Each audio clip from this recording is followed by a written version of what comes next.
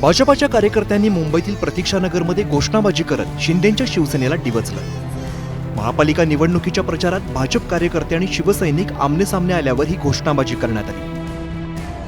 प्रतीक्षानगरमधील भाजपाच्या उमेदवार शिल्पा केळुस्कर यांचे पती दत्ता केळुस्कर यांनी 50 खोके एकदम ओके अशी घोषणाबाजी केली होती। 50 खोक्याऐवजी चुकून आम्ही 50 खोके बोललो। आम्हाला 11 खोके बोलायचं होतं, पण त्या भावनेच्या भरामध्ये आमच्या तोंडातून ते आलं। जी त्यांनी जंगम मालमत्ता स्वतःची त्या ठिकाणी निवडणूक आयोगाजवळ दाखवली आहे, आम्हाला ती दिसली। त्याच्यामध्ये जवळजवळ साधारण त्यांनी त्या ठिकाणी संपूर्ण मालमत्ता जी दाखवली ती 11 करोड रुपये साधारण त्या ठिकाणी वर्ग केली अशी आमच्या निदर्शनास येत आहे। शिल्पा केळुस्कर आणि दत्ता केळुस्कर यांच्यावरती शिंदेच्या शिवसेनेने एबी फॉर्म चोर अशी टीका केली आहे। त्यामागचं कारण काय आहे ते आता आपण बघूया। वॉर्ड क्रमांक 173 महायुतीत शिंदेच्या शिवसेनेच्या वाट्याला गेलाय, त्यामुळे शिंदेच्या शिवसेनेच्या पूजा कांबळे निवडणूक लढवत आहेत। मात्र भाजपाच्या शिल्पा केळुस्कर यांनी भाजपाचे एबी फॉर्मची कलर झेरॉक्स प्रत वापरत उमेदवारी अर्ज दाखल केला होता। त्यांचा अर्ज निवडणूक आयोगाने वैध ठरवल्यामुळे इथे कमळ विरुद्ध धनुष्यबाण असा सामना रंगलाय। याच मुद्द्यावरून शिंदेच्या शिवसेनेने तोफ टाकली आहे। एबी फॉर्म चोरला, कारण तो फॉर्म त्यांनी बिफोर 5 मिनिट्स असताना त्यांनी तो फॉर्म त्यांनी दिला होता तिकडे आणि तो सबमिट केला। आमचा मित्रपक्ष भाजप हे आमच्या सोबत आहेत। ओके, म्हणजे तुमचा जो मित्रपक्ष आहे भाजप तो अजूनही तुमच्या सोबत असं म्हटलं होतं। आणि मग हे कोण आहेत? मग याचं तुम्ही शोधून घ्या। एबी फॉर्म चोर तुम्ही आता ऐकतात सगळ्या ठिकाणी, याचं उत्तर तुम्हाला थोड्या भेटेल। गल्ली गल्ली में शोर है, एबी फॉर्म चोर है। महायुतीमध्ये स्फोट घडवून आणणारी आणि शिंदेच्या शिवसेनेच्या जिवारी लागणारी 50 खोके एकदम ओके या घोषणेचा जन्म कसा झाला ते आता आपण बघूया।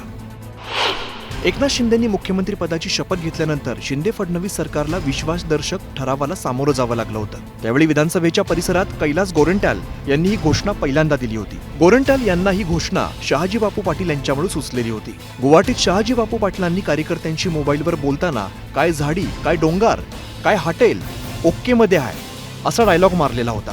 त्या डायलॉग मधील ओकेच्या आधी 50 खोके लावून गोरंट्याल यांनी ही घोषणा दिली होती। मात्र 50 खोकेच्या घोषणेवर शिंदेच्या शिवसेनेच्या नेत्यांनी प्रचंड संताप व्यक्त केला। भाजपचं ते कोण महारथी त्यांचा शोध घ्यावा लागेल। बाबा, अशी घोषणा देण्या अगोदर एकदा देवेंद्र फडणवीस साहेबांना विचार, काय परिणाम आम्ही केला आमच्या बंडखोरीनंतर, आणि त्याचा परिणाम आज आपण जे सत्तेत आहोत ना, त्याचं मूळ कारण ते आहे। म्हणून अशा घोषणा देण्यापूर्वी एकदा विचार। 50 खोके एकदम ओकेमुळे महायुतीत वाद सुरू झाल्याने ठाकरेंच्या शिवसेनेकडूनही शिंदेच्या शिवसेनेला कोंडीत पकडणारी प्रतिक्रिया देण्यात आली। 50 खोके एकदम ओके ही घोषणा आम्ही देत होतो, आता भारतीय जनता पार्टी देते। मधल्या काळामध्ये आमचे मराठवाड्यातल्या हिंगोलीच्या आमदारांनी सुद्धा हीच घोषणा शिंदे गटाविषयी दिली होती। 50 खोके एकदम ओके। आता सुद्धा खोके शिवाय दुसरं कोणतंच काम चालू नाही। प्रतीक्षानगरच्या वॉर्ड क्रमांक 173 मधील निवडणूक एबी फॉर्ममुळे अधिक चर्चेत आलेली होती। त्यात आता 50 खोके एकदम ओके या वादामुळे भाजप आणि शिंदेच्या शिवसेनेत वाद निर्माण झालाय।